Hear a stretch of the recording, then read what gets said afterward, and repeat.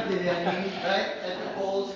But it's a good thing in the Optimist Club. You can be, like you did this year, elected without even getting to the nomination meeting, as he did this past year.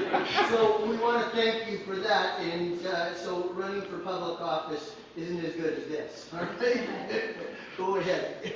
How about you guys? Well, the one thing we did notice this year that was a big notable decrease in the chocolate bars and tickets that Kris used to bring to sell to members since he became president. We don't know whether to attribute it to the declining memory or maybe stuff probably still at home waiting to be properly aged. We appreciate the break. And members didn't really miss the opportunity. Well, actually, we were asking, gee, I wish I had some chocolate this week or something. Yeah. So, for those people who have been around long enough, certainly do know Kris would come in with an arm full under each arm as he came to me, set it down on the table, and one would be either a box of tickets and a box of chocolates here. And we know he's been in the community, he's working for other organizations, and he's bringing all their tickets and chocolate bars for sale. And from every hockey team he knows and has worked with, we helped support through the years. If we didn't have a donation to them, we did it through buying chocolate bars and all those things, right? Until we get the Christmas cake. Right. And Christmas cakes. And also, I don't know how many chocolate bars you ate in your lifetime, but we think it was quite a few, Kris. Okay? Stan, what do you have to say? Having Kris as president was only one of the ways we thought we could get him to meetings on time. He failed.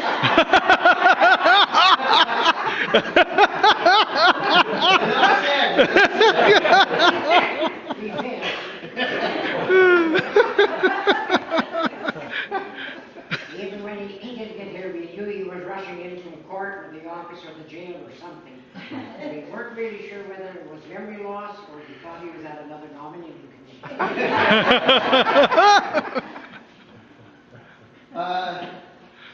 Take one. You know, Kris this last year did miss the occasional meeting, and even I heard about it after, because he wanted to watch his grandson play hockey. And that had happened over many years too with his own boys playing hockey, and he was a great supporter and coach for all those years while he was a member. And especially this last year, you were away during the playoffs run. And we actually thought he was going to the hockey games to find those rabid hockey parents that fight in the stands so he could offer his services. Representing him in court, but we never saw him ever turn down an opportunity. So Kris, we were just wondering if that was one of the reasons why you were away or not this year, all right?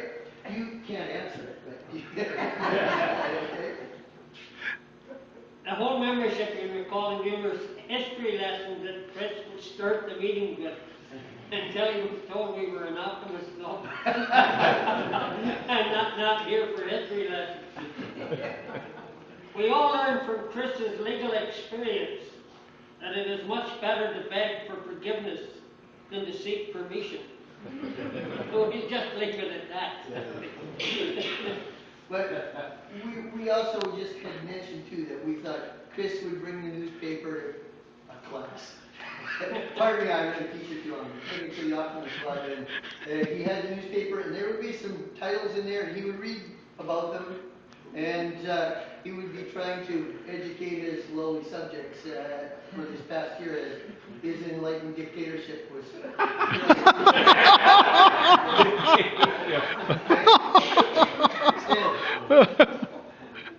One of Kris's fortes was the ability to canvass businesses and organizations to get donations and prizes for the boat draw or whatever was going on.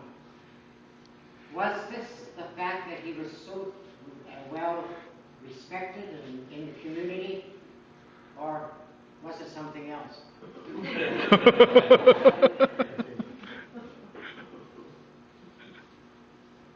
Well,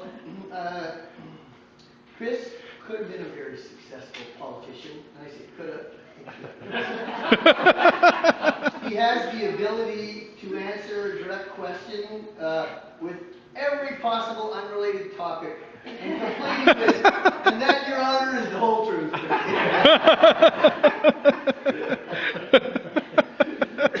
You don't know how much we cut out. We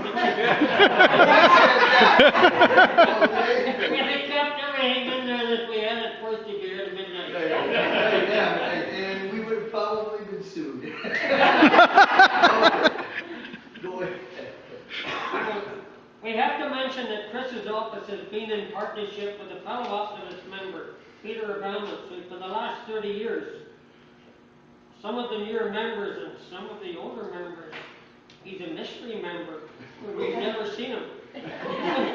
His office keeps paying the dues, and we were wondering if there was any possibility if we sent him the bill for members that are delinquent would to pay their bill too, not